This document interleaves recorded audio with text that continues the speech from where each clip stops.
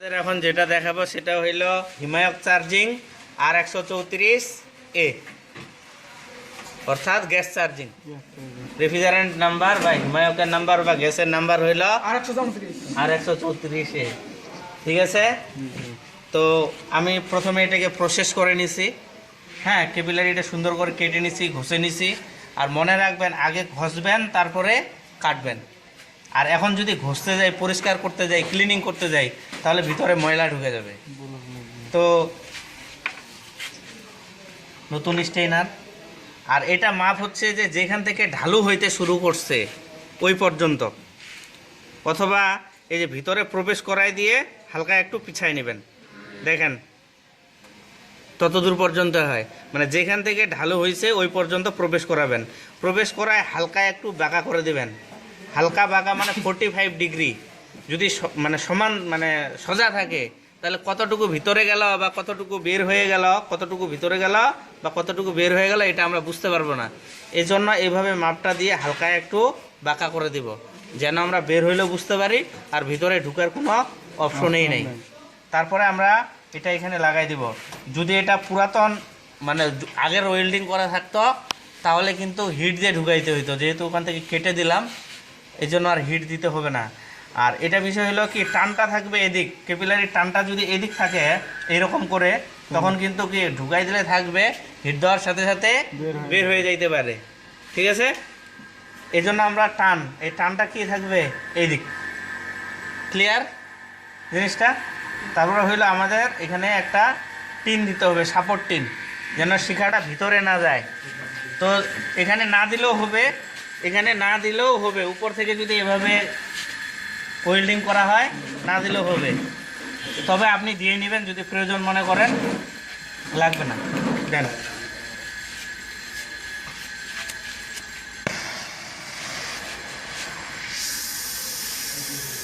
শিখাটা তৈরি করে নেবেন সুন্দর করে।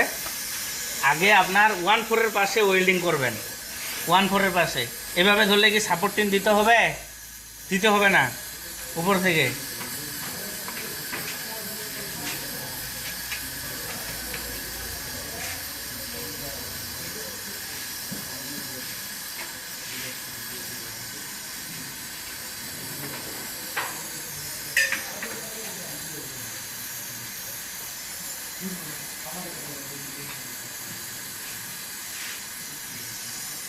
ক্লিয়ার? তারপরে হইল আপনার ক্যাপিলারির পাশে হিটটা কিন্তু ক্যাপিলারির উপর বেশি দেওয়া যাবে না, হালকা তাপে। বেশি তাপে যদি ওয়েল্ডিং করতে যান তাহলে ক্যাপিলারিটা গলে যাবে। হালকা তাপে এটা ওয়েল্ডিং করে নিতে হবে। আগে স্টেনারের উপর দিতে হবে, স্টেনারের উপর দেওয়া হইলে তারপরে এই পাশে আনে, বাস এই যে হয়ে গেছে।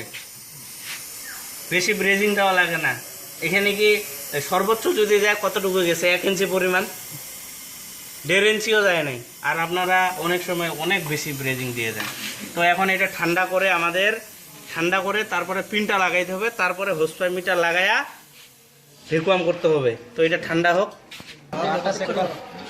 তো এরপরে হইলো এটা ঠান্ডা হয়ে গেছে, আমাদের হোস পাইপ মিটার লাগাইতে হবে। তো কোনোদিন আপনাদের মনে হয় নাই যে হোস পাইপের কালার 3টা কেন? এটা মনে হয় নাই? এটা হইলো দেখেন, এটাকে আমরা ব্যবহারিক অর্থে লো প্রেসার গ্যাস বলি, যদিও এটা কম্পাউন্ড গ্যাস ভালো নাম। আর এটা হইলো হাই প্রেসার গ্যাস। এটা লাল, এটা নীল। তো এই হোস পাইপটা, লাল হোস পাইপ যাবে আপনার এই যে লাল মিটারের নিচে। আর এই যে নীলটা যাবে আপনার এই যে নীলে, লো প্রেসার গ্যাসে অর্থাৎ কম্পাউন্ড গ্যাসে। আর এই যে এটা যাবে এখানে। এটা হলো ডাবল প্রেসার গ্যাস মিটারের সঠিক ব্যবহার। আমরা যখন এটা কি সিস্টেমে লাগে, তাই না? এটা আপনার সিস্টেমেই চলে যাবে। এটা হলো ডাবল প্রেসার গ্যাস মিটারের সঠিক ব্যবহার। এটা থেকে আপনারা এটা প্লাস দেন, কারণ এই যে ভালো যেটা হোস পাইপ, দামি যে হোস পাইপটা, ঠিক আছে, এই হোস পাইপটা একটু বেশি করে টাইট দেওয়া লাগে, নতুবা লিক থাকে যায়। হ্যাঁ, পিনটা অবশ্যই লাগাই নিব আমরা। পিনটা খেয়াল করে লাগাই নেবেন, অন্যথা যদি না লাগান আপনার কি হবে, চার্জিং শেষে হোস পাইপ মিটার খোলার সময় ম্যাপটা বের হয়ে যাবে।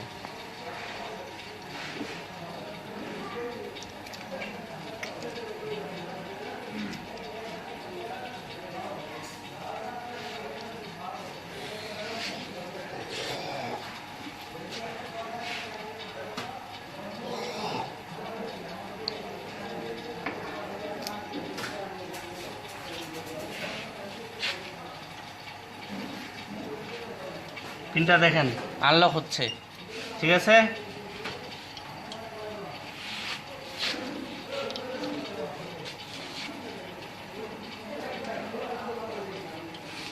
এটা টাইট দেওয়া হয়ে গেল, তাই না? আমরা কি করি, এটা টাইট দেওয়া থাকে, আমরা যখন এমনিতে ব্যবহার করি বা লো প্রেসার গেজ যখন ব্যবহার করি এটা ভ্যাকুয়াম পাম্পে চলে যায়, তাই না? সিলিন্ডারে লাগানোর পর যখন আমরা এখান থেকে পার্জিং করি, দেখেন এখান থেকে আমরা পার্জিং করি, এই হোস পাইপের বাতাসটা বের হয়, কিন্তু এখানকার যে বাতাসটা আছে এটা কি বের হয়? কথাটা বুঝিয়ে না আমার। যখন আমরা এটা ব্যবহার করি না, এই পাশেরটা ব্যবহার করি না, আমরা এই পাশে একটু দেখান দর্শকদের। হ্যাঁ, এই যে প্রথমে আমরা কি করলাম, ভ্যাকুয়াম করলাম, তাই না? ভ্যাকুয়াম করলাম, তারপরে এটা কি সিলিন্ডারে লাগাইলাম, লাগানোর পরে আমরা এখান থেকে পার্জিং করি, তাই না? করে পার্জিং করি, হোসপাইপ থেকে বাতাসটা বের করে দিই। বের তো বাতাসটা এখানকার হয়, কিন্তু এখানকার বাতাসটা, এখানে যে বাতাসটা আছে এটা কি বের হয়? এটা কিন্তু বের হয় না।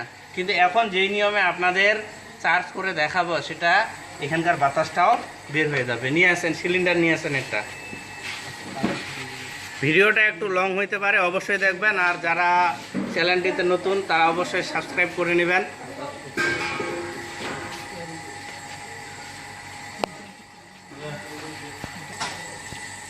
তো তাহলে এই মিটারের নিচেরটা চলে গেল আপনার সিস্টেমের সাথে, আর এই যে মধ্যেরটা যাবে আপনার এই যে এখানে সিলিন্ডারে।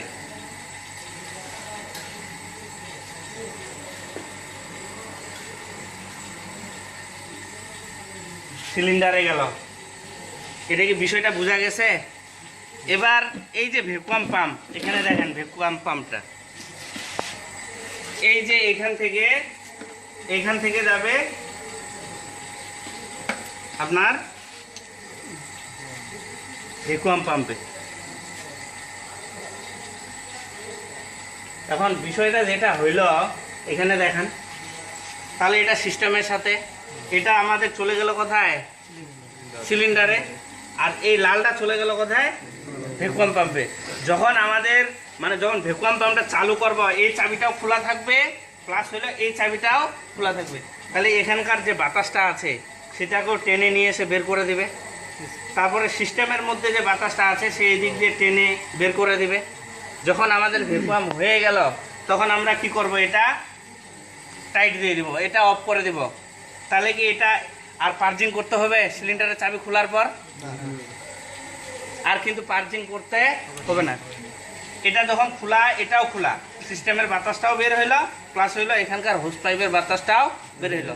যখন নির্দিষ্ট পরিমাণ আমাদের ভ্যাকুয়াম হয়ে গেল তখন আমরা এটা টাইট করে দেব। এটা টাইট করে এটা খুলে ফেলবো, ঠিক আছে? এখন তারপরেই তো আমাদের সিলিন্ডারের চাবি খুলতে হবে গ্যাস দেওয়ার জন্য, তাই না? সিলিন্ডারের চাবি খুলতে হবে। তখন কি আর এটা পার্জিং করার দরকার আছে? কোনো পার্জিং করার দরকার নেই। এটা হলো ডাবল প্রেসার গেজ মিটারের সঠিক ব্যবহার।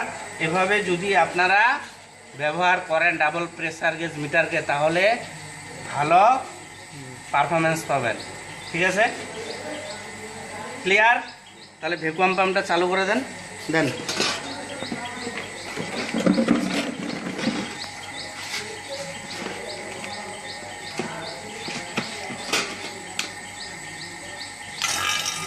দুইটা চাবি কিন্তু খুলে দেওয়া লাগবে, এটাও খোলা লাগবে, প্লাস হইল এটাও খোলা লাগবে।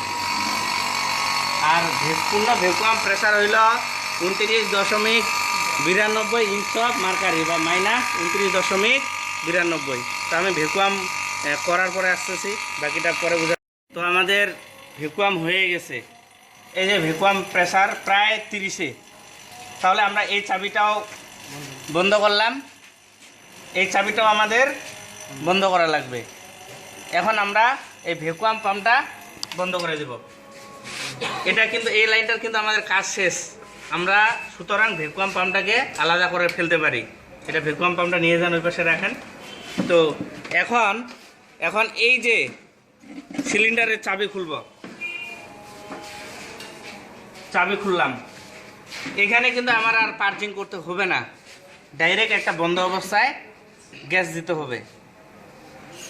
ঠিক আছে, আপনার এটার স্টপ প্রেসার হলো 70 থেকে 80, আপনি 50 থেকে 60 দিয়ে চালাই দেবেন।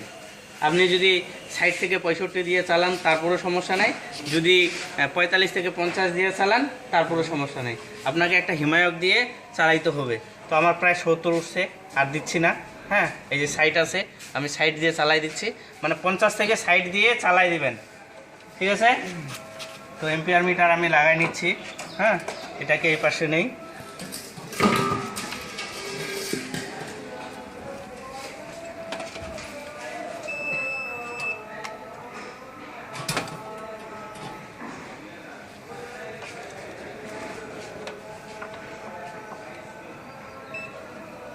এখন সিস্টেমটাকে চালাই দেবো। আমরা ভ্যাকুয়াম করলাম, ভ্যাকুয়াম করার পর কিন্তু এই পদ্ধতিতে পার্জিং করা লাগলো না। আর যদি আপনি এই লাইনটা ব্যবহার করতেন তাহলে অবশ্যই পার্জিং করতেন, পার্জিং করে আপনি গ্যাসটা দিতেন। তো চালাই দেন সিস্টেমটা।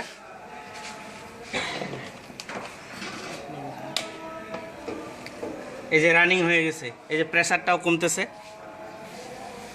আমাদের আর 134-এর চার্জিং প্রেসার থাকবে 10 থেকে 12। 10 থেকে 12 এটা হলো বইয়ের ভাষায়, তবে বাস্তবে একটু কমেই থাকে। ঠিক আছে, 8-10এই চার্জ হয়ে যায়।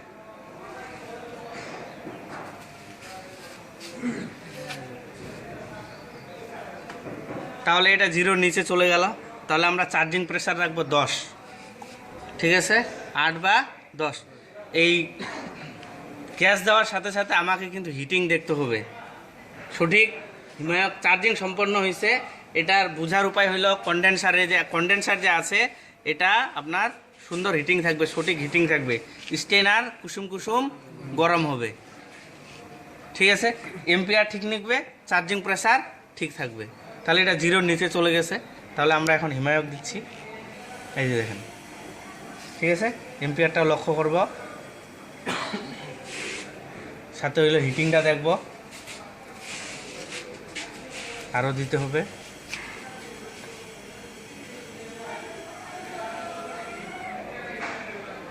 কিছু কিছু রেফ্রিজারেটরের গায়ে আপনার লেখাই আছে যে এটা কতটুকু, মানে কত এম্পিয়ার পর্যন্ত হিমায়ক দিতে হবে। আবার কোনোটাতে লেখা আছে গ্রাম, এত গ্রাম পর্যন্ত হিমায়ক দিতে হবে। যেটাতে গ্রামে লেখা আছে সেটাতে আপনি মেপে দিবেন ওয়েট স্কেল দিয়ে, আর যেটাতে এম্পিয়ার লেখা আছে সেটা এম্পিয়ার অনুযায়ী দিবেন।